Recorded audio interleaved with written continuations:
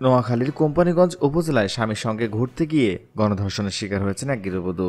তবে এই ঘটনায় মামলা হলেও এখন পর্যন্ত কাউকে গ্রেপ্তার করতে পারেনি পুলিশ।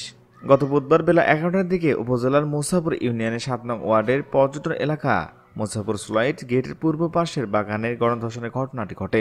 রোববার এই ঘটনায় 3 জনকে আসামি করে ভুক্তভোগীর স্বামী মামলা দায়ের করেছেন। পুলিশ ও স্থানীয় সূত্র থেকে জানা গেছে, গত 14 জুন বেলা 10:30টার দিকে ওই গৃহবধূ তার স্বামীর সঙ্গে নোয়াখালী সদর উপজেলা থেকে মোটরসাইকেল যোগে কোম্পানীগঞ্জ উপজেলা মুসাপুর সুইচ গেট এলাকায় ঘুরতে আসেন। সুইচ গেট দিয়ে পার হয়ে পূর্ব দিকে বাগানের পাশে রাস্তায় দাঁড়িয়ে ছবি তোলার সময় আসামি জাহাঙ্গীর, রিয়াদ ও জালালউদ্দিন হাতে ছুরি ও লাঠি নিয়ে ঘটনাস্থলে ভিকটিম ও তার স্বামীকে বিভিন্ন ধরনের হুমকি ধামকি দিতে থাকে। এক পর্যায়ে 3 আসামি ভিকটিমের স্বামীকে গাছের সঙ্গে গামছা দিয়ে বেঁধে তার স্ত্রীকে বাগানে নিয়ে গণধর্ষণ করেন। অপর আসামি জালালউদ্দিন তখন ভিকটিমের স্বামীকে পাহারা দেয়। বিষয়টি টের পেয়ে স্থানীয় লোকজন এগিয়ে আসলে ধর্ষকরা পালিয়ে যায়।